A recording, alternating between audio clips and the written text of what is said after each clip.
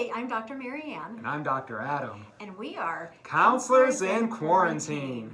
And we are sponsored by our boss, Dr. Lacey Carpillo, Vice President for Student Affairs. Yeah, special shout out to Lacey actually for both designing and purchasing these cool Counselors in Quarantine uniforms that we're rocking and that she was also rocking in that picture. So thank you very much for that. Yes, thank you, Lacey. Yes. And so yes, as psychologists in the Counseling Center here at EOU, we thought it would be fun to share with you some nuggets of wisdom that we share with the students we work with. Yeah, and so this week we wanted to talk to you about the idea of using boundaries to maintain self-care. So there's a lot of talk around the importance of self-care, but my experience is that a lot of times people don't know exactly what adequate or really healthy self-care looks like for themselves. And the idea is that you actually need to have a sense of self to care about and to care for. And that's where I think sometimes people run into problems with knowing how to care for self. And so problems with true self-care can arise when either you don't know who you are and or you don't value who you are and or you don't know what's yours and what you're responsible for and then what actually belongs to somebody else. Right, and this is actually where the concept of boundaries comes in. And the definition of boundary is actually a property line. It separates out what belongs to me and what belongs to you, right? Yeah. Exactly.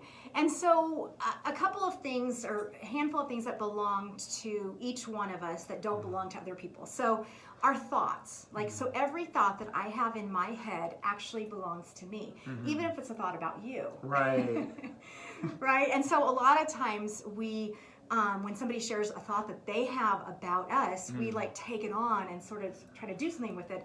And then we run into problems. Oh, yeah. And so the idea is, recognize every thought that you have, even if you think you're right about something or someone else, it's still your thought and it belongs to you and it's yours to work with. Yeah, and it's good to separate what's mine and what's yours. So somebody say, oh, you're a bad coworker, you're a bad boss, right? It's right. Well, that's Adam's stuff. That's Adam's right? thought, right? My thought is that I'm a really good boss. Right. Exactly. And so understanding that, and instead of you trying to get me to see you that way, we can have a conversation about it, but ultimately, right, that's my stuff. Exactly. And working through that. Yeah, right.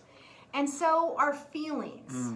So my feelings belong to me. So every feeling I have, every sense of sadness, every bit of anger, every bit of frustration, my feelings belong to me. Yeah, she's hurt that I called her a bad boss. That's her stuff. Exactly. That's Mary Ann's. I don't gotta worry about it. That's right. And this is a great example because a lot of times we think that people make us feel a certain way. Yeah.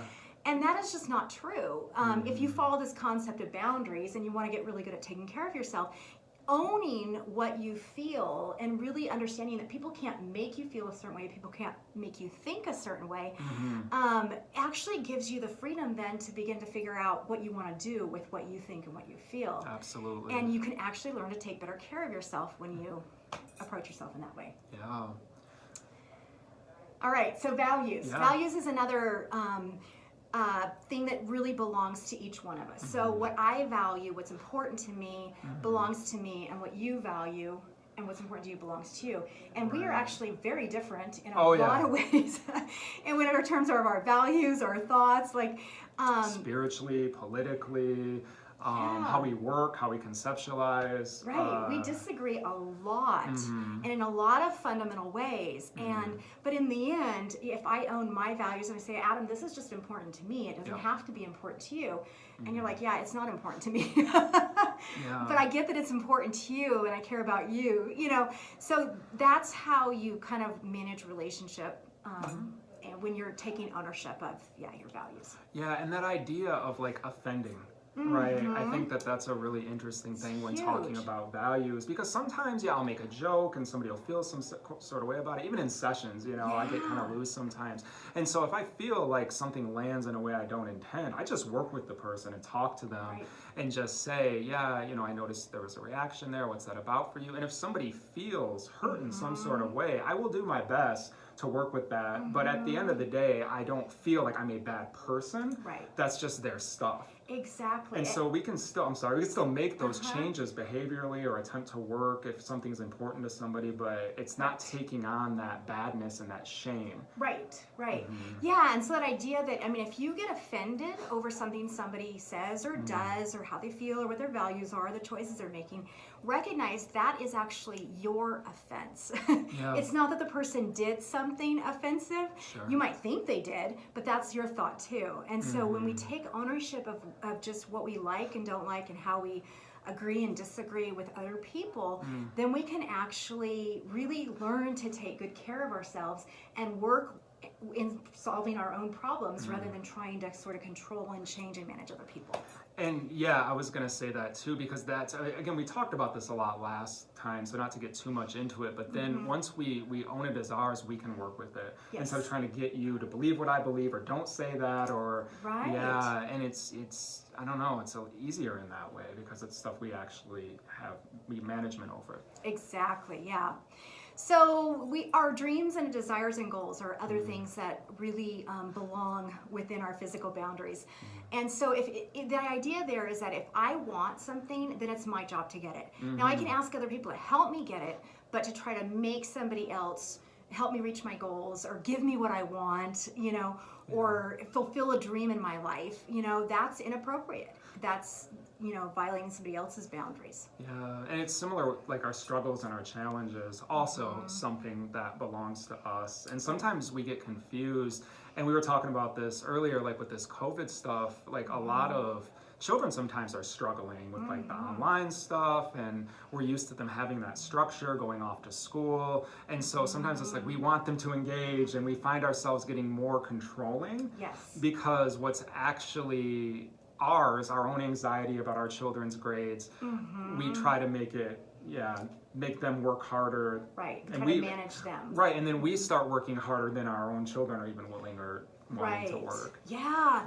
And one of the things that Adam and I, we focus a lot on with our clients is this idea of letting them struggle, because it's in that struggle that we actually grow. And so teaching kids, to be able to do hard things, teaching our students to do hard things, for ourselves to do hard things, really, really important, because we actually get stronger when we do that. So our body is just another obvious, boundary that we have. And a lot of times when we talk about boundaries, people just tend to think about like our physical body. And so, yeah, definitely whatever on the outside of my body, whatever's on the inside of my body, that all belongs to me.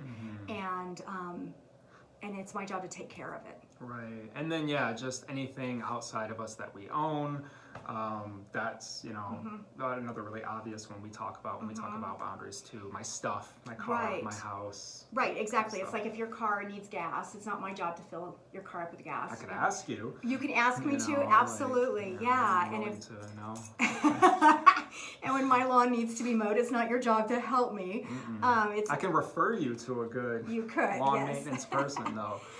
All right, so as we work toward wrapping up, so what doesn't belong to us, it's anything that's in that list that we just went through that belongs to somebody else. Right, their thoughts, feelings, desires, dreams, goals, body, challenges, all that stuff. Yes. Right, and we don't have a right to anything else, that belongs to somebody else.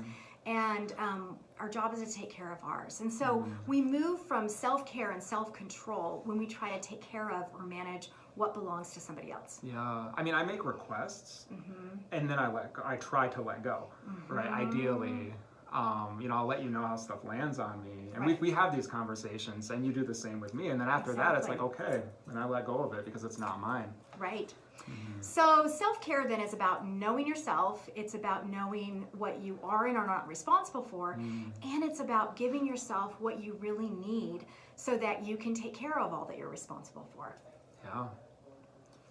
And so Next week, yeah, we'll talk about some of the reasons why people have poor boundaries, which result in poor self-care, and then what you can do to grow those boundary muscles. absolutely. And so once again, we want to thank you all for tuning in. Know that we'll be posting more videos in the future, like Marianne just said. And if there's a topic you'd like to hear more about, or if you have questions about EOU's response to COVID-19, go to eou.edu/coronavirus and click on the questions and comments button. And meanwhile, we encourage you to practice vulnerability, compassion, and self-care. See you next time. Thanks.